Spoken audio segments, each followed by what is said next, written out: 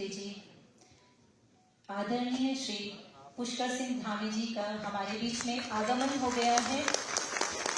आदरणीय मुख्यमंत्री जी का सभी की ओर से, ग्राम्य विकास विभाग की ओर से हार्दिक स्वागत एवं अभिनंदन। माननीय मुख्यमंत्री जी से अनुरोध करते हैं, कृपया दीप प्रज्वलन कर आज के इस कार्यक्रम का विधिवत शुभारंभ करने का कष्ट करेंगे। आदरणीय माननीय मुख्यमंत्री जी, श्रद्धेय श्री पुष्कर सिंह धामी जी, साथ में अनुरोध है माननीय ग्राम्य विकास मंत्री जी श्री गणेश जोशी जी से आज के इस नियुक्ति पत्र वितरण कार्यक्रम का दीप प्रज्वलन कर विधिवत शुभारंभ करने के लिए माननीय आपका बहुत बहुत आभार एवं अभिनंदन। माननीय कृपया अपना स्थान ग्रहण करने का कष्ट करेंगे। हमारे उत्तराखंड के यशस्वी माननीय मुख्यमंत्री जी श्री पुष्कर सिंह धामी जी हमारे मध्य में आ गए हैं। करतल ध्वनि से आपका स्वागत एवं अभिनंदन करेंगे। साथ में माननीय ग्राम्य विकास मंत्री जी श्री गणेश जोशी जी का आगमन है। आपका भी हार्दिक स्वागत एवं अभिनंदन करतल ध्वनि से करेंगे। मैं आमंत्रित करूंगी आदरणीय सचिव महोदया ग्राम्य विकास श्रीमती राधिका झा जी को कृपया माननीय मुख्यमंत्री जी एवं माननीय ग्राम्य विकास मंत्री जी का स्वागत करने का कष्ट करेंगे। आदरणीय सचिव महोदया पुष्पगुच्छ देकर स्वागत करने का कष्ट करेंगे। ग्राम विकास अधिकारियों को नियुक्ति पत्र वितरण के इस राज्य स्तरीय कार्यक्रम में माननीय मुख्यमंत्री जी उत्तराखंड सरकार का हार्दिक स्वागत एवं अभिनंदन। माननीय ग्राम्य विकास मंत्री जी का हार्दिक स्वागत एवं अभिनंदन। मैं आमंत्रित करूंगी अपर सचिव महोदय एवं आयुक्त महोदय ग्राम्य विकास श्री सविन बंसल जी को। सर कृपया माननीय ग्राम्य विकास मंत्री जी श्री गणेश जोशी जी का पुष्प भेंट कर स्वागत अभिनंदन करेंगे। बहुत बहुत आभार आदरणीय सचिव महोदय एवं आदरणीय अपर सचिव महोदय। मैं आमंत्रित करूंगी आदरणीय सचिव महोदया श्रीमती राधिका झा मैम को कृपया आज के इस कार्यक्रम का स्वागत वाचन एवं कार्यक्रम की रूपरेखा का वाचन करने हेतु आदरणीय सचिव महोदया। बहुत धन्यवाद। सर्वप्रथम मैं स्वागत और हार्दिक अभिवादन करना चाहती हूँ हमारे यशस्वी प्रेरणादायक मुख्यमंत्री श्री पुष्कर सिंह धामी जी का। सर, आज आपकी प्रेरणा से ये कार्यक्रम आयोजित हो रहा है। आपके सदैव निर्देश रहते हैं कि युवाओं को रोजगार के संसाधन जल्द उपलब्ध कराए जाएं, भर्तियां भी त्वरित पारदर्शी रूप से करी जाएं। और आज सर ये हर्ष का विषय है कि उत्तराखंड के इतिहास में पहली बार करीब 400 ग्राम विकास अधिकारियों की नियुक्ति आपके माध्यम से आपके सरकार और कार्यकाल में की गई।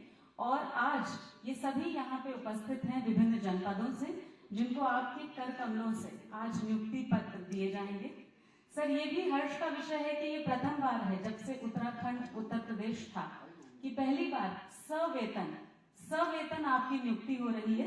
तो सर, पूरे ग्राम्य विकास विभाग की ओर से मैं आपका धन्यवाद करना चाहती हूँ और सभी यहाँ उपस्थित जो नव नियुक्त ग्राम्य विकास अधिकारी हैं उनको बधाई देना चाहती हूँ।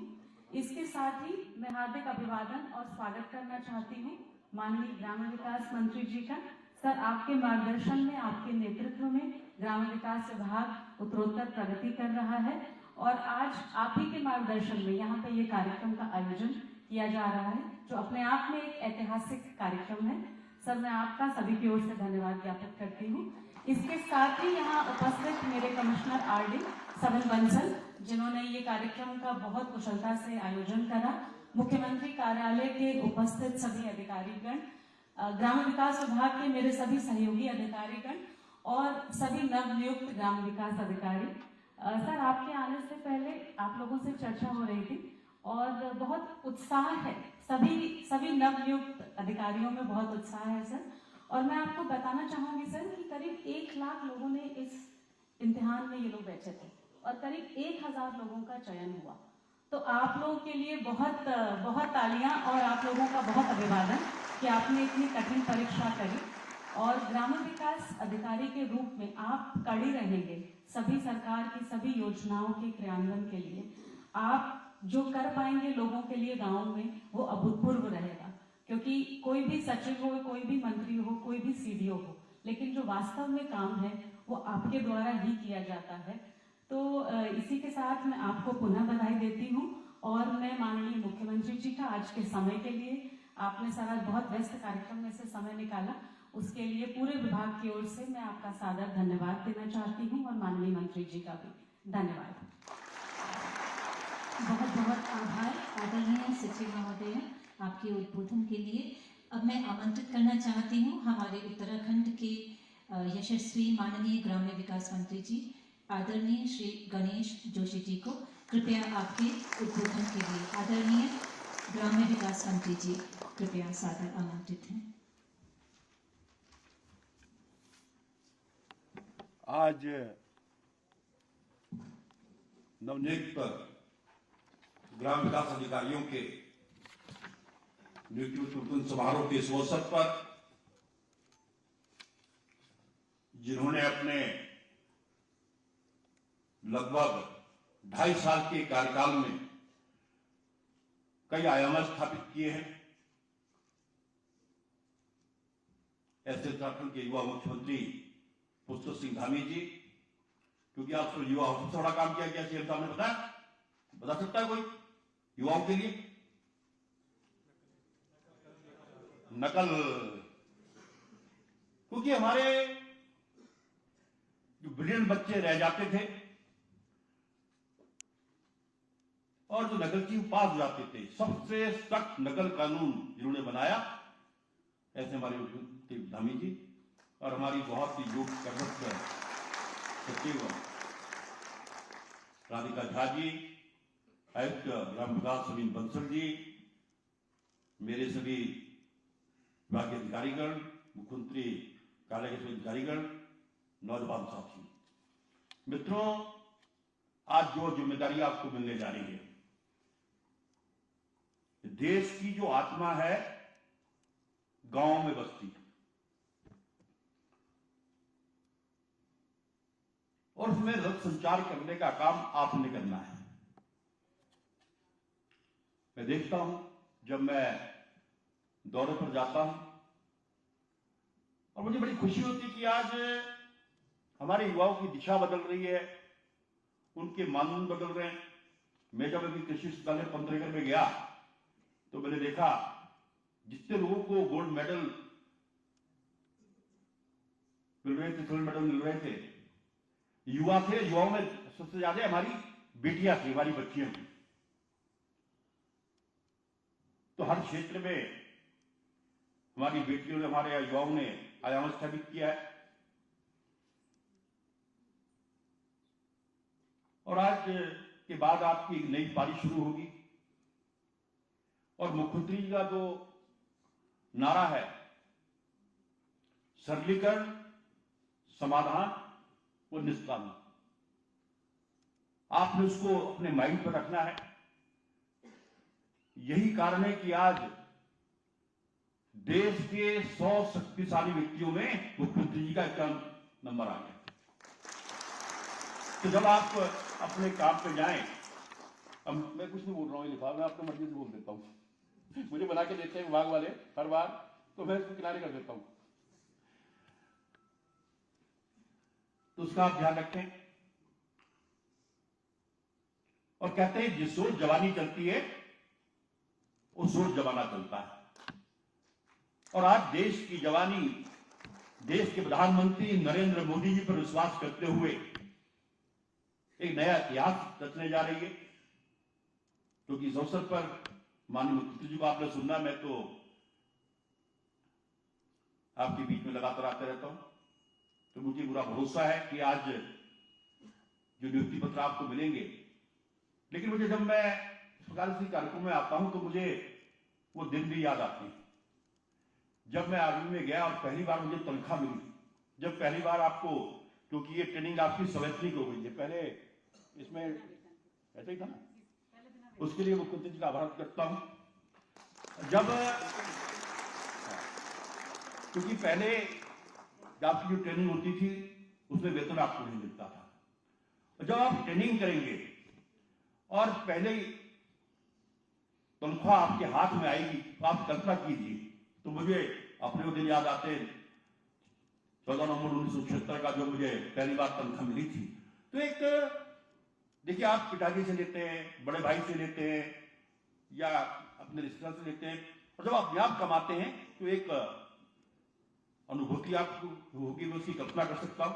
तो एक बार आपके उज्जवल भविष्य की कामना करते हुए कि आप उत्तराखंड के विकास में, मैंने कहा ना कि देश की आत्मा गांव में बसती है, तो आप गांव मजबूत होगा तो देश मजबूत होगा, देश मजबूत होगा तो दिशा में काम करेंगे। आप सबको मेरी बहुत शुभकामनाएं। जय हिंद, जय भारत, जय उत्तराखंड। बहुत बहुत आभार माननीय ग्रामीण विकास मंत्री जी, आपके इस उत्साहवर्धक उद्बोधन के लिए आपको बहुत बहुत आभार प्रस्तुत करते हैं।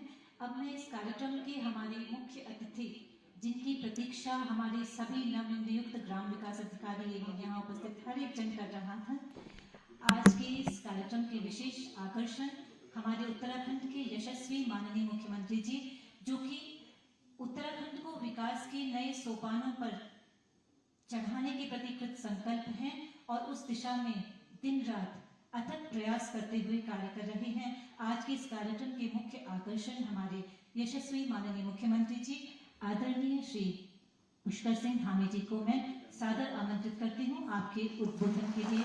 माननीय मुख्यमंत्री जी।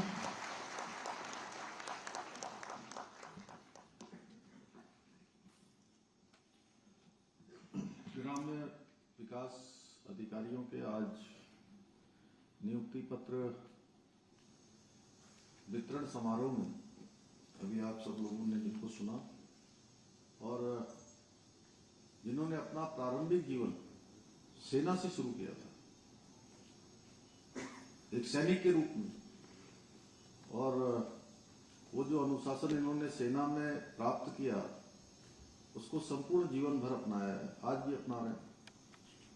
हमारे इस ग्राम्य विकास विभाग के मंत्री, सैनिक कल्याण विकास विभाग के मंत्री आदरणीय गणेश जोशी जी, सचिव ग्राम्य विकास राधिका जी, आयुक्त ग्राम्य विकास श्री सबिन बंसल जी एवं ग्राम्य विकास विभाग के सभी अधिकारीगण, और आज जिनके निमित्त ये समारोह आयोजित किया जा रहा है और जिनके लिए आज बहुत ही, मैं कहूँ कि ऐसा दिन है जिस दिन की आप सब लोगों ने बहुत दिनों से प्रतीक्षा की होगी।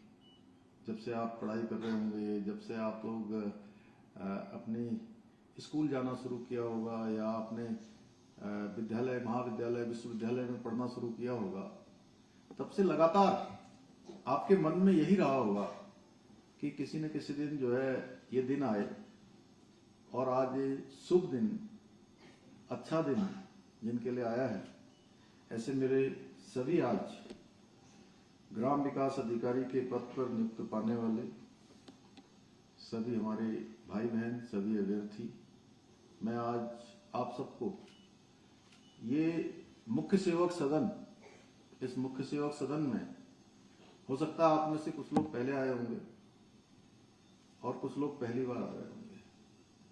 मैं आप सभी का आज यहाँ आने पर भी और आज नियुक्ति पत्र जो आपको प्राप्त हो रहा है उसकी भी आप सबको बहुत शुभकामनाएं देता हूँ, बहुत बधाई देता हूँ, और साथ ही आपके उज्जवल भविष्य की कामना करता हूँ कि वास्तव में ये दिन आपको बड़ी मेहनत से प्राप्त हुआ है।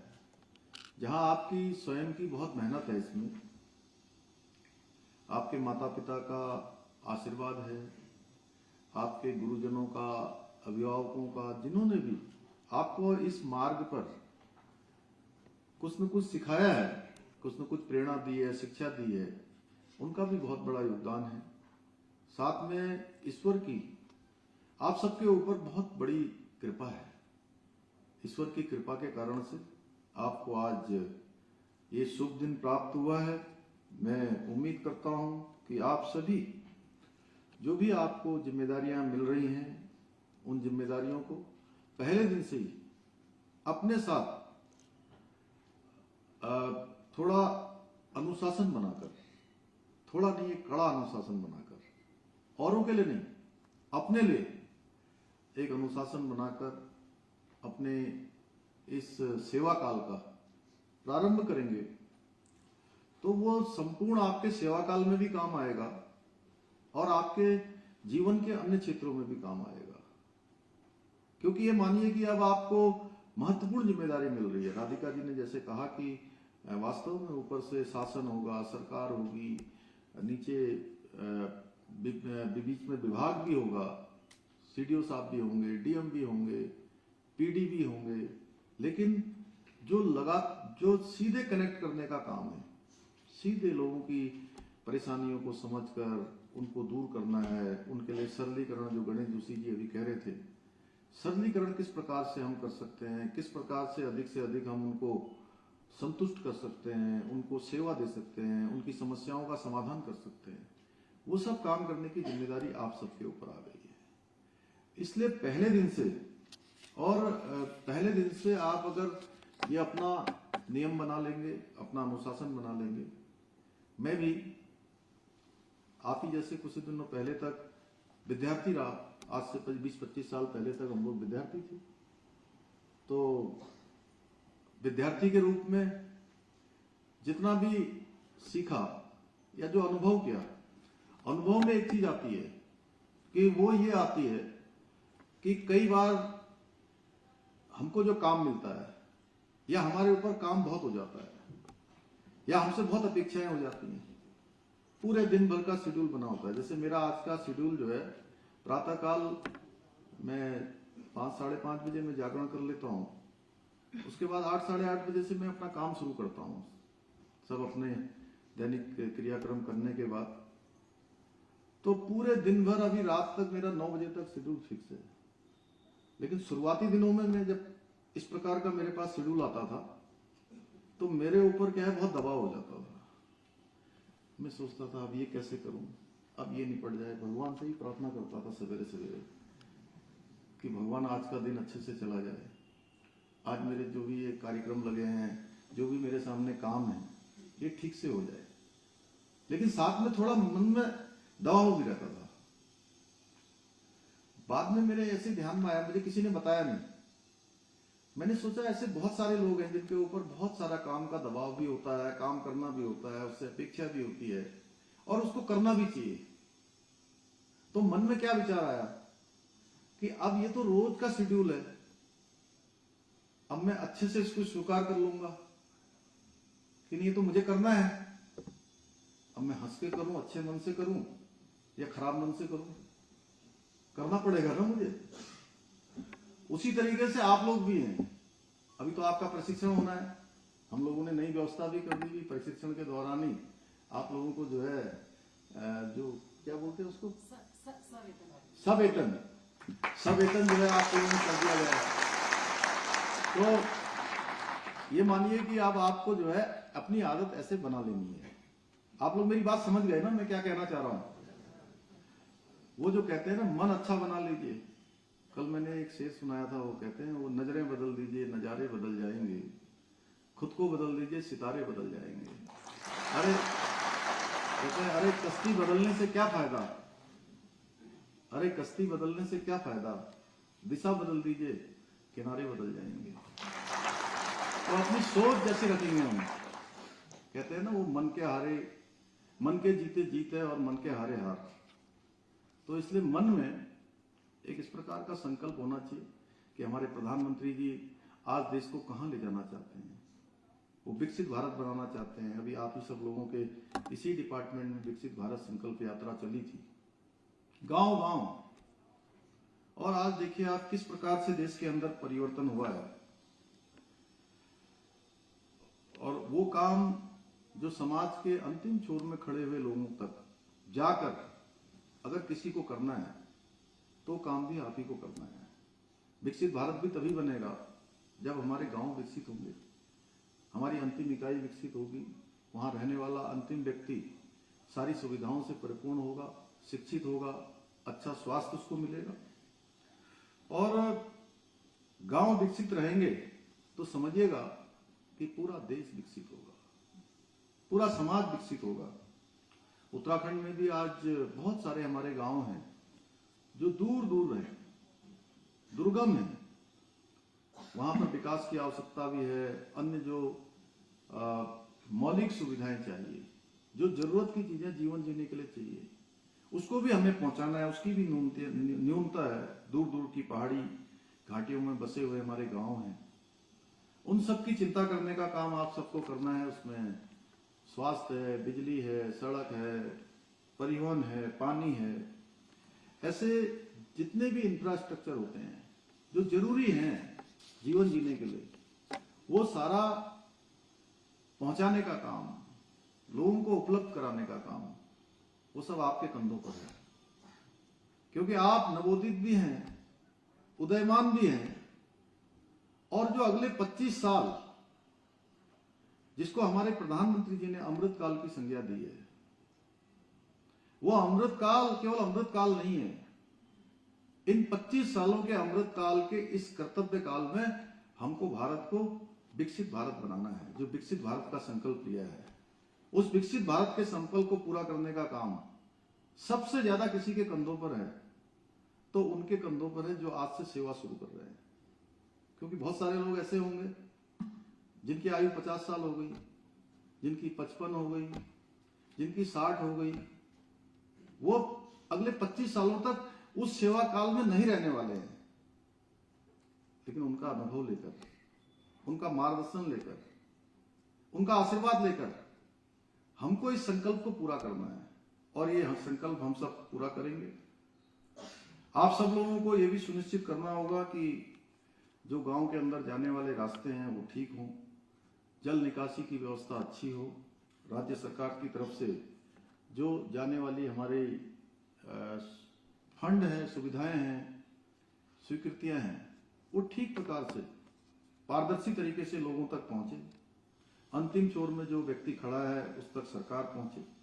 या मैं ये कहूं कि चहुमुखी विकास की नींव बनने का काम या उसको बनाने का काम आपके मजबूत कंधों पर है।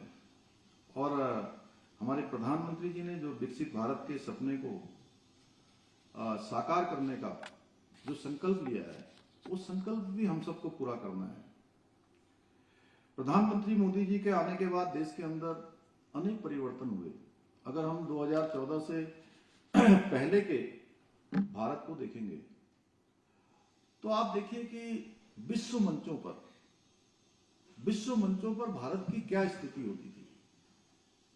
हमारे प्रधानमंत्री जाते थे दुनिया के दूसरे देशों में, तो हमको उनको, हमारे प्रधानमंत्री जी को देखने का नजरिया अलग होता था।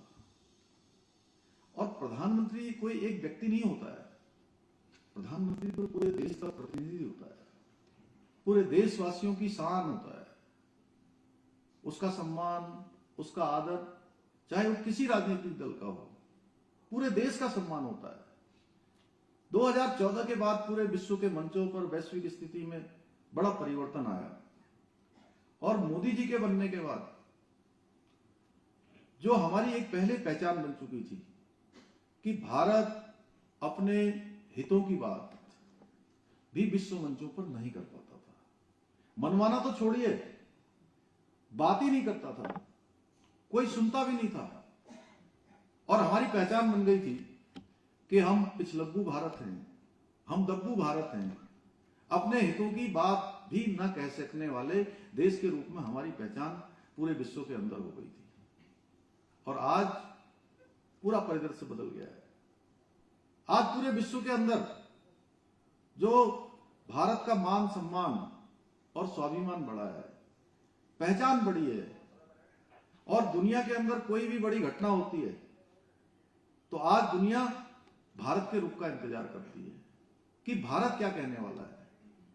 क्योंकि अनेक ऐसे वाक्य हुए हैं, रूस यूक्रेन युद्ध का आप देख लीजिए, किस प्रकार से वहां के जो हमारे पढ़ने वाले हमारे देश के विद्यार्थी थे, मेडिकल एजुकेशन, अन्य एजुकेशन पर जो काम करते थे, उनको किस प्रकार से बाहर निकाला गया। कोरोना महामारी को देख लीजिए, कोरोना महामारी में दुनिया के दूसरे देशों को किस प्रकार से अपने देश के साथ साथ वैक्सीन देने का काम हुआ। और साथ ही साथ भारत के अंदर भी, जहां लोग सोचते थे कि ये महामारी इस महामारी में भारत दुनिया के लिए एक जिम्मेदारी बन जाएगा, बोझ बन जाएगा। WHO भी ये सोचता था कि इस महामारी में भारत की स्थिति इतनी खराब हो जाएगी कि पूरी दुनिया को इसको संभालना मुश्किल पड़ जाएगा। वहीं हमारे प्रधानमंत्री मोदी जी के नेतृत्व में आप सब लोगों ने देखा कि इस महामारी से किस प्रकार से हम लोगों ने एकजुटता के साथ इसका सामना किया, किस प्रकार से सरकार ने व्यवस्था करी, किस प्रकार से वैक्सीनेशन हुआ, और वैक्सीनेशन के समय में भी किस प्रकार से प्रश्न चिन्ह उठाए गए कि अरे भाई वैक्सीन मत लगाओ। आप लोग अभी गांव में जाएंगे ना बहुत जगह, तो आप लोगों को एक नया अनुभव मिलेगा। और मैं आपसे कह रहा हूं कि इस बात को पूछिएगा कि भाई जब शुरू में वैक्सीन आई थी, वहां पूछिएगा जहां हमारा जो बहुत सीमांत है, बहुत दुर्गम है, जहां थोड़ा अभी शिक्षा को और ले जाने की आवश्यकता है, तो आप वहां पूछोगे तो लोग बताएंगे, कहते थे लोग, अरे वैक्सीन मत लगाओ, वैक्सीन लगाओगे तो मर जाओगे, आपको तमाम प्रकार की जो है बीमारी हो जाएगी, ये वैक्सीन मोदी की वैक्सीन है। ऐसा आप लोगों ने सुना होगा अगर ग्रामीण परिवेश में होंगे तो। मैंने खुद देखा है, मैं विधायक के रूप में लोगों के बीच में जाता था, बड़ा भारी समूह पूरा विरोध करने आ जाते थे, और अच्छे खासे पढ़े लिखे लड़कों को भी जो है ये समझाना पड़ता था कि वैक्सीन सबको बचाने के लिए है। वो वैक्सीन भी नहीं लगने दी, लेकिन उसके बावजूद भी देश के अंदर व्यवस्थाएं हुई, लोगों को वैक्सीन भी लगी। देश के ऐसे 80 करोड़ परिवारों को अन्न उपलब्ध कराने का भी काम हुआ। और इतनी सारी चुनौतियों के बावजूद भारत दुनिया की 11वीं अर्थव्यवस्था से 5वीं अर्थव्यवस्था बन गया। ये हमारे प्रधानमंत्री जी का कौशल था। और इतना ही नहीं, उनका संकल्प है कि अगले आने वाले कुछ सालों में, 2-3 सालों में, भारत दुनिया की 5वें नंबर से 3रे नंबर की अर्थव्यवस्था बन जाएगा। उस अर्थव्यवस्था में योगदान देने का काम हम सबको भी करना है। आज आप देखिए, पंचायतों को मिलने वाले जो वित्त आयोग का अनुदान 70,000 करोड़ रुपए से बढ़कर 2 लाख करोड़ से भी अधिक किया जा चुका है। ये बहुत बड़ी धनराशि है कि पंचायतों को आगे बढ़ाने के लिए माननीय प्रधानमंत्री जी की प्रेरणा से हम सब लोग भी, और उत्तराखंड से प्रधानमंत्री मोदी जी का विशेष लगाव है। उसके कारण से आप देख रहे होंगे कितने आज हमारे 4 धाम हों, चाहे हमारे यहाँ की ऑल वेदर सड़कें हों, या स्वास्थ्य का क्षेत्र हो, किसी क्षेत्र में भी हम देखें, जिस प्रकार रेल हो, रोपवे हो, हवाई सेवाएं हों, तेजी से आगे बढ़ी हैं, जिसके बारे में हम सोच भी नहीं सकते थे। और बड़ी धनराशि 1.5 लाख करोड़ तो पहले ही पूरे हो गए थे, उससे भी ज्यादा धनराशि आज हमको इन 10 सालों में प्राप्त हुई है, जो उत्तराखंड राज्य में आजाद भारत के इतिहास में कई गुना, अगर पिछले कार्यकालों की हम तुलना करेंगे तो कई गुना ज्यादा है। और उन्हीं के इस सिद्धांत को, उन्हीं की प्रेरणा से हमने भी अनेक कामों को आगे बढ़ाया है, बहुत सारे निर्णय भी लिए, बहुत सारी चुनौतियों का सामना करना पड़ा है। नकल की जो बात गणेश जोशी जी कर रहे थे, वास्तव में इस नकल को अध्यादेश को लाना कितना जरूरी था। आप सब ये मानिए कि नकल का अध्यादेश न लाया गया होता तो बहुत सारे लोग आप में से भी जो यहां बैठे हैं शायद यहां न बैठते। इस नकल के अध्यादेश के आने के बाद ऐसे मुझे बहुत सारे माता पिता मिले, उनके बेटे मिले, बेटियां मिली, जिन्होंने कहा कि ये हमारे बच्चे तो बहुत सालों से परीक्षाओं में भाग ले रहे थे, इनका नंबर ही नहीं आता था। आखिर क्यों नहीं आता था नंबर? पढ़ने में भी थे, तैयारी भी करते थे, सब प्रकार से योग्यता, क्षमता, प्रतिभा सब होते हुए भी नंबर नहीं आता था। नंबर तो नकल वालों को आ जाता था। और ये जो अपराध है, ये संगठित रूप से गिरोह के रूप में काम कर रहे थे कई सालों से। जैसे ही मेरे समक्ष ये मामला आया, क्योंकि मैं भी आप सब लोगों की तरह छोटी कक्षाओं में पढ़कर, प्राइमरी में पढ़कर, या आज के जमाने में तो बहुत सारी चीजें होती हैं, वो बहुत जो सामान्य से सामान्य स्थिति होती है, मैं कह सकता हूं कि पक्का स्कूल में भी मतलब हम लोगों ने पक्का स्कूल भी बचपन में नहीं देखा।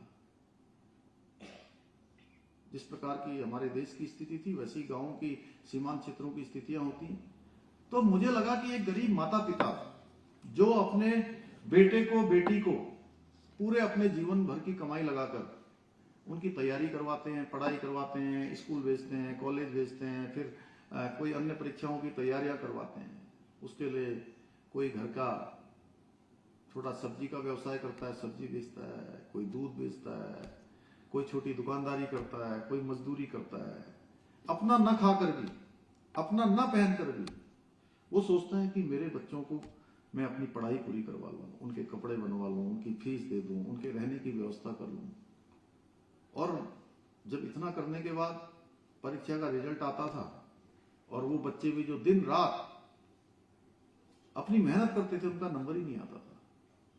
तो मैंने जैसे ही मेरे पास आया कि ये इस प्रकार की नकल के मामले आए हैं, ये पहले से भी आते रहे, लेकिन इसके पीछे बड़े बड़े गिरोह हैं, बड़े बड़े गिरोह हैं। आप संभल कर इस पर काम करिएगा, कहीं ऐसा ना हो कि आपने जैसा कहते हैं ना वो मधुमक्खी के छत्ते में हाथ डाल दिया। तो मैंने कहा भाई अब मधुमक्खी का छत्ता हो या किसी और का छत्ता हो, ये हमारे उत्तराखंड राज्य के लिए जो हमारे भाई बहन हैं उनके भविष्य को बनाने के लिए उन माता पिता को जिन्होंने हमने देखा है गरीबी में अपने बच्चों के लिए सब कुछ करते हैं, उसके लिए अगर किसी के छत्ते में मुझे हाथ ही नहीं डालना, अगर अपना सर भी डालना पड़ेगा तो मैं पीछे नहीं हटूंगा। और हमने इसके लिए तैयारी करी। हमने कहा कि पुलिस को जांच करिए, जांच करने के बाद एक के बाद एक परत खुलती चली गई। 100 से भी ज्यादा लोग इसमें जो है जेल चले गए। तमाम बड़े बड़े गिरोह, कोई धरना करने आ गए, कोई आंदोलन करने आ गए, क्योंकि सबका इससे एक दूसरे से कनेक्शन था, बहुत तगड़ा, बहुत तगड़ा गठबंधन था इनका। लेकिन आप सबके कारण से, उत्तराखंड की जनता के कारण से हमने इस पर कठोरता से काम किया और हम नकल का अध्यादेश लेकर आए और उसका परिणाम हुआ कि अब आज जो भी परीक्षार्थी एक परीक्षा में पास होते हैं वो एक में ही नहीं हो रहे हैं। कई लोग, आप में से भी बहुत सारे लोग होंगे जिनकी कई जगह हुआ होगा, 1 जगह 2 जगह 3 जगह भी हो रहा है, 4 जगह भी हो रहा है, 5 जगह भी नंबर आ रहा है। वही खुद असमंजस में कि अब कौन सी में जाए। तो इस प्रकार की स्थिति पैदा हो गई, बड़ा संतोष होता है। तो ऐसे बहुत सारे काम हमने आगे बढ़ाए हैं और भी अन्य क्षेत्रों में भी हम काम कर रहे हैं। हमारा प्रयास है सड़क, शिक्षा, पेयजल, आवास, इनमें तेजी से काम किया जाए। लखपति दीदी जैसी योजनाएं, स्वयं सहायता समूह बहुत अच्छे काम कर रहे हैं, इतना अच्छा कर रहे हैं कि वो कई बार लगता है कि वो बड़ी बड़ी जो बहुराष्ट्रीय कंपनियां उनसे भी अच्छा उत्पाद बना रहे हैं। उन सब का भी आप सब लोगों ने विशेष रूप से ध्यान रखना है। जो हमारी बिल्कुल आने वाले समय में रीढ़ होगा, प्रदेश के अंदर हम गरीब परिवारों को गैस के 3 सिलेंडर साल में निःशुल्क रूप से उपलब्ध करा रहे हैं। हमारा संकल्प था, उसके बाद हमने उसको बनाया है। विशेष रूप से ग्रामीण क्षेत्रों में रहने वाले लोगों की सही मायने में उनकी मदद हो सके, उनका जीवन स्तर ऊपर उठ सके, उसके लिए हम सबको काम करना है। हमारी जो योजनाएं हैं, सरकार की योजनाएं, भारत सरकार की, राज्य सरकार की जो योजनाएं हैं, जन कल्याण की योजनाएं हैं, उनको जन जन तक पहुंचाने में आप सबकी विशेष भूमिका होने वाली है। आप सभी युवा हैं और युवाओं से बहुत अपेक्षा होती है। कहते हैं जिस ओर जवानी चलती है उस ओर जमाना चलता है। तो आप लोग निश्चित रूप से अच्छे तरफ चलेंगे, अच्छी दिशा की ओर जाएंगे। अच्छा चयन आपका हुआ है। आप भी लोगों की अच्छाई के लिए काम करेंगे। देश और प्रदेश को विकास की ओर ले जाने में आप सभी के अंदर एक भावना भी है, एक आपका कोमल मन भी है कि आप सबको काम करना है। मैं यहाँ पर आप सब लोग जितनी एक टकी से, जब राधिका जी बोल रही थी, माननीय गणेश जोशी जी बोल रहे थे, या मैं बोल रहा हूँ, तो वास्तव में मुझे लगता है कि अभी आप लोग सेवा में तो आ गए हैं, लेकिन आप लोगों ने अभी ऐसा नहीं माना है कि हम लोग सर्वज्ञ हो गए हैं। आप लोग ऐसा मान रहे हैं कि अभी आप विद्यार्थी हैं। इसलिए मैं बहुत आप लोगों की बहुत सराहना करता हूं। मुझे पूरा विश्वास है कि आप युवा सोच, पॉजिटिव अप्रोच के साथ हमारे गांवों को, पंचायतों को, अंतिम छोर को आगे बढ़ाने में कोई कसर नहीं छोड़ेंगे। अंत में मैं आज आप सबको, जितने भी ग्राम विकास अधिकारी के पद पर आप नियुक्त हुए हैं, आप सभी सफल अभ्यर्थियों को, सबल सेवा देने वालों को, जिम्मेदार लोगों को, जो जिम्मेदार हैं, आदि से जिम्मेदार मान लीजिए अपने आप को, सबको मैं अपनी बहुत शुभकामनाएं देता हूं, बहुत बधाई देता हूं और अपनी बात समाप्त करता हूं। बहुत बहुत आभार माननीय मुख्यमंत्री जी, आपके इस ओजपूर्ण उत्साहवर्धक उद्बोधन के लिए। और हमारा विश्वास है कि हमारे सभी नवनियुक्त ग्राम विकास अधिकारी अप्रतिम ऊर्जा से अभिभूत हो गए होंगे, भर गए होंगे। मैं माननीय मुख्यमंत्री जी का पुनः विशेष आभार व्यक्त करती हूं और अब आपको सादर आमंत्रित करती हूं महोदय।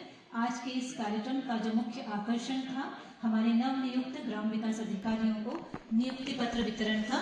माननीय मुख्यमंत्री जी के कर कमलों से, माननीय ग्राम्य विकास मंत्री जी के कर कमलों से, आदरणीय सचिव महोदया, अपर सचिव महोदय की गरिमामय उपस्थिति में मैं पुकार रही हूँ सर्वप्रथम जनपद उत्तरकाशी से हमारे टॉपर श्री अंजुल सिंह रावत को, पुत्र श्री विजेंद्र सिंह, तहसील पुरोला, उत्तरकाशी से बहुत बहुत बधाई।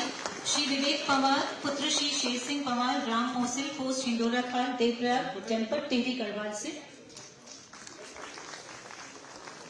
जनपद पौड़ी से श्री घनश्याम, पुत्र श्री कलम सिंह, ग्राम धाम, पोस्ट पैठानी। जनपद उत्तरकाशी के श्री अंजुल सिंह रावत को माननीय मुख्यमंत्री जी द्वारा नियुक्ति पत्र प्रदान किया गया है, आपको बहुत बधाई। टिहरी जनपद से श्री विवेक पवार, पुत्र श्री शेर सिंह पवार, ग्राम मोसिल, पोस्ट हिंडोला खाल, देवप्रयाग। पौड़ी जनपद से श्री घनश्याम, पुत्र श्री कलम सिंह, ग्राम धाम, पोस्ट पैठानी, चाकी सैन, जिला पौड़ी गढ़वाल, आपको बहुत बधाई। जनपद देहरादून से श्री राकेश चंद्र, पुत्र श्री जगदम्बा प्रसाद, ग्राम भटियाना, पोस्ट कोटली, जनपद चमोली, देहरादून से। जनपद हरिद्वार से श्री कपिल बिष्ट, पुत्र श्री केशव सिंह, तहसील कालसी। श्री रविंद्र सिंह, श्री शशांक, श्री पंकज जोशी, श्री प्रदीप कुमार, श्री अक्षय धामी, श्री अभिषेक गहतोड़ी, श्री पंकज शाही, श्री जितेंद्र सिंह,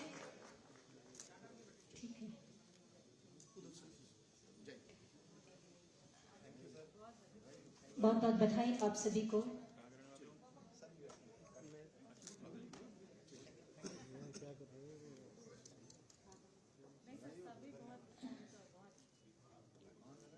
माननीय मुख्यमंत्री जी के कर कमलों से नियुक्ति पत्र प्राप्त करने के लिए आप सभी को विशिष्ट बहुत बहुत बधाई, बहुत सारी शुभकामनाएं। श्री जितेंद्र सिंह,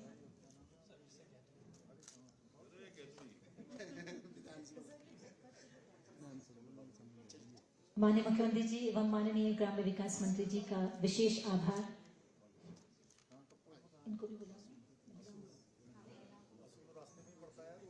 ललिता नेगी जी आ जाएं अल्मोड़ा से, रिचा डंगवाल आ जाएं, भावना बिष्ट आ जाएं और श्वेता खाती आ जाएं।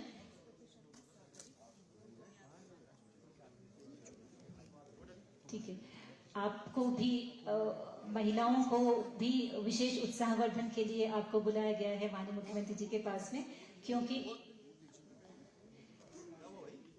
टॉपर्स में नहीं थे मैम, लेकिन क्योंकि महिलाओं की भी बड़ी अच्छी संख्या है, इसलिए आपको भी यहाँ पर माननीय मुख्यमंत्री जी के समक्ष विशेष आपको बधाई, शुभकामनाएं।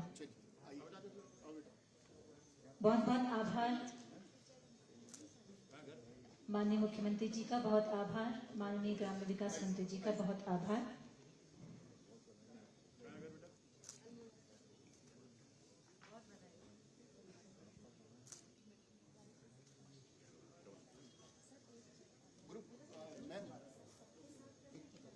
जी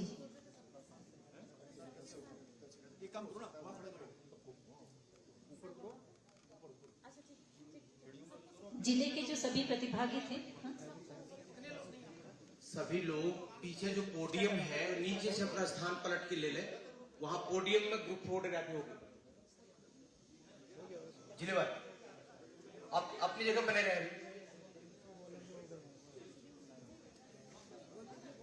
पोडियम में पीछे जो सीढ़ियां दिख रही है उसमें ऊपर से अपना स्थान खड़े होकर के अपना स्थान ग्रहण करना शुरू करें। पीछे जल्दी से जल्दी अनुशासन से लाइन बना करके सबसे ऊपर से अपना स्थान खड़े हो जाए, वहीं पर ग्रुप फोटोग्राफी होगी। सारे लोग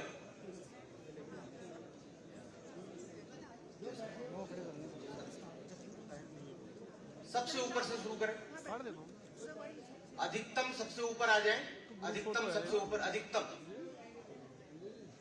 उसके बाद अगली रो में, फिर अगली रो में, अधिकतम।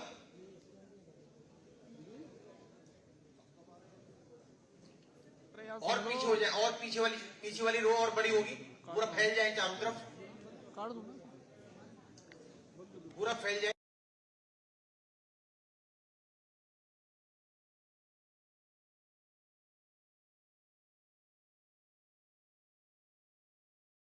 फोटो ले लो।